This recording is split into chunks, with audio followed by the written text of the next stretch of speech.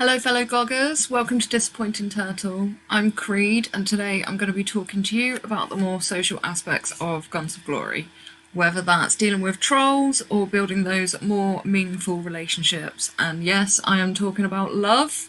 It does happen.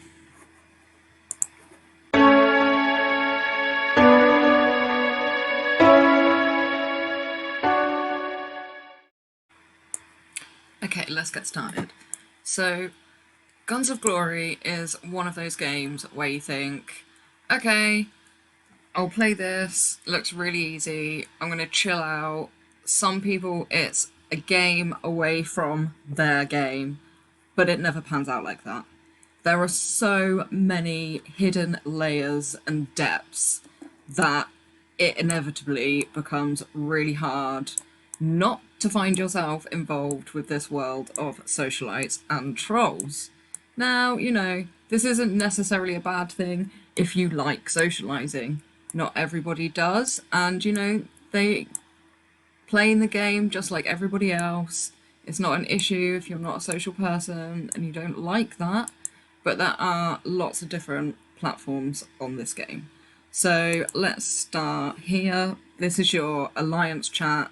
This is where, you're gonna build some really good relationships in here. You're gonna make a lot of friends.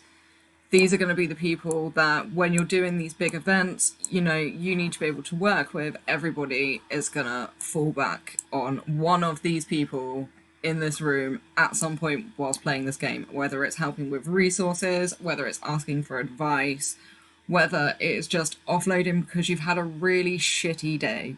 And these are all really important aspects of the game. So we also have Kingdom Chat. So this is another avenue of talking to people, another way of forming ideas, bonding, building relationships, but this is also where you're very likely to find those trolls. Well, everybody deals with trolls different. Me, personally, I just ignore them.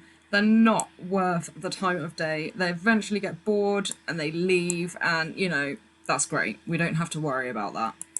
But every now and again, you do get a persistent one, and that comes down to other measures, and then that is where the kingdom hierarchy system comes into play. We will talk about this on another video because, like I said, lots of layers, lots of hidden depths, unfortunately. And fortunately, because it's one of these games that, people take on and they play for years at a time. So if you want something and you want to be in for the long haul, go for it. I have met some people on here that are amazing, and honestly they will probably be my friends for the rest of my life because some of the people in here, they're from all over the world. We've got a really lovely diverse alliance, so I have been lucky enough to meet just so many different people who I never would have had the chance to otherwise. And yeah, I mean, some of them are in here, they're amazing, can't knock them, absolutely fantastic. So, my advice for anybody who is new to the game and isn't quite sure about building alliances and joining alliances would be to put the feelers out on KC first. Because then you get to know people, you get to know what people are like, the likelihood is you're going to be spending a lot of time with these people, so it is better to be spending this time with people whose company you're going to enjoy, essentially, rather than people whose company you're going to get sick of in a week and end up going rogue. Please do not go rogue. Rogue is a nightmare. It can be frustrating when people are leveling up undoubtedly a lot faster, depending on whether they are a spender or a non-spender. Sometimes it can be disheartening. So it's really good to have a good group of people around you where you can all sort of fall back on each other. And also, it gives you the competitiveness as well, which makes you actually want to be better. So you've got the best of both worlds in that situation. So, build these networks, go on KC, talk to people on there, and build friendships within your alliances as well. It's important to do this because it makes everything that little bit easier when you've got people there that you can at least have a chat to, and they're people whose company you enjoy as well. But having said that, you know, you don't always have to get on with people. You're not expected to get on with people all the time. People clash. It's fine. It's okay for that to happen. You know, avoid arguments, genuinely.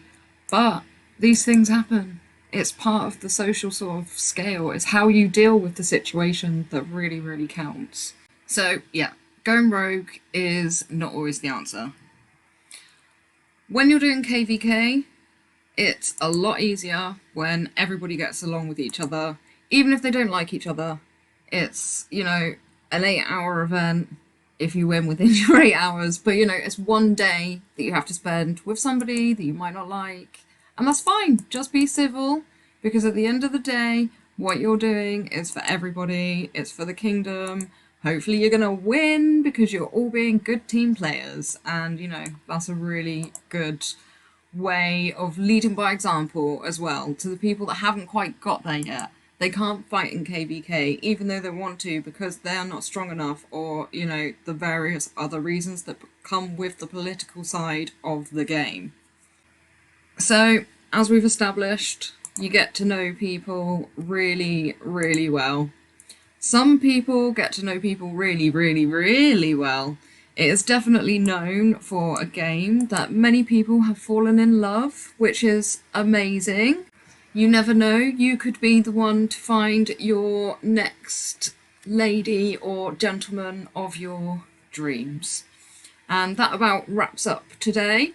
So on our next video, I will be covering R5s and what it means to be an R5. If you haven't heard of R5s because you've not yet joined an alliance, this might give you a little bit of insight for when you do. If you are an R5, maybe you might find some tips. I don't know. You might be able to give me some tips. I could do with some of those all the time. Brilliant. Anyway, this has been Creed on Disappointing Turtle. Have an absolutely amazing day. Peace. If you like our content, don't forget to subscribe. Bye.